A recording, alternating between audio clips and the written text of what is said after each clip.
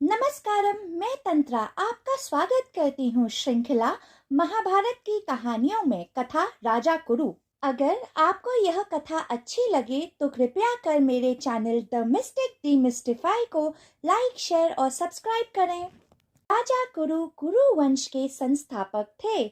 उनकी पिता का नाम संवरण था और उनकी माता ताप्ती एक अप्सरा थीं। कौरव तथा पांडव दोनों ही उनकी 15वीं पीढ़ी थे। कुरुक्षेत्र का जो क्षेत्र हस्तिनापुर के पास पड़ता है, उसका नाम इन्हीं राजा कुरु के नाम पर पड़ा है।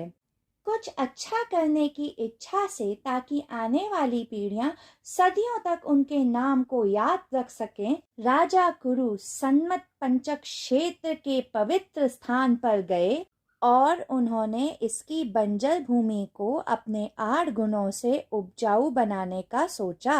उन्होंने भगवान शिव के बैल नंदी और यम के भैंसे द्वारा खींचे गए सोने के हल से उस क्षेत्र की जुताई शुरू कर दी। उन्हें इस अजीब ढंग से हल जोतता देख भगवान इंद्र आए और उन पर हंसकर चले गए।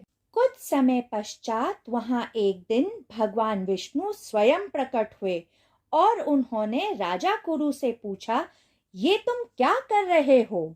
राजा कुरु ने बड़ी विनम्रता पूर्वक कहा, भगवान, मैं इस खेत को अपने 8 गुणों से जोत रहा हूँ। भगवान विष्णु अपने संकल्प के प्रति राजा कुरु की प्रतिबद्धता और ईमानदारी की परीक्षा लेना चाहते थे।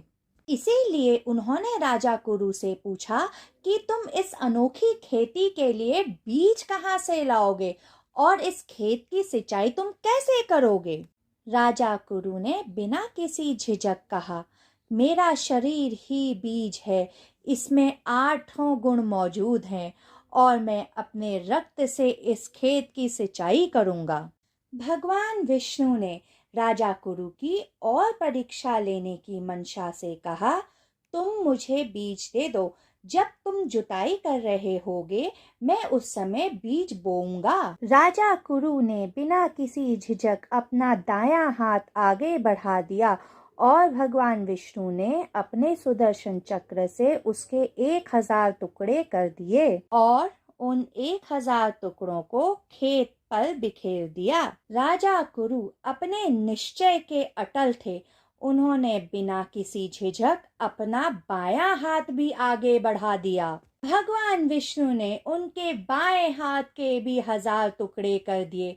ऐसा करते करते भगवान विष्णु के सुदर्शन चक्र ने राजा कुरु के लगभग सारे अंगों के टुकड़े टुकड़े कर दिए। अंत में जब राजा कुरु के पास कुछ ना बचा, तो उन्होंने अपना सर भी भगवान विष्णु को भेंट कर दिया। भगवान विष्णु राजा कुरु से अत्यंत प्रसन्न हुए और उन्होंने राजा कुरु से वरदान मांगने को कहा। राजा कुरु ने मांगा, मैंने जिस क्षेत्र पे खेती की है वो पूरा क्षेत्र तीर्थ स्थान के रूप में प्रसिद्ध हो जाए। इस स्थान पर आने वाले या मरने वाले हर भक्त को मोक्ष की प्राप्ति हो। भगवान विष्णु ने प्रसन्न होकर तथास्तु कहा, जैसी तुम्हारी इच्छा। भगवान विष्णु ने राजा कुरु की इस निस्वार्थ भावना को देखते हुए प्रसन्न होकर कहा कि मैं तुम्हें वरदान देता हूँ कि ये सारा क्षेत्र आज से तुम्हारे नाम से प्रसिद्ध होगा और कुरुक्षेत्र कहलाएगा। इस तरह से कुरुक्षेत्र का तीर्थ क्षेत्र धर्म क्षेत्र बनकर अस्तित्व में आया।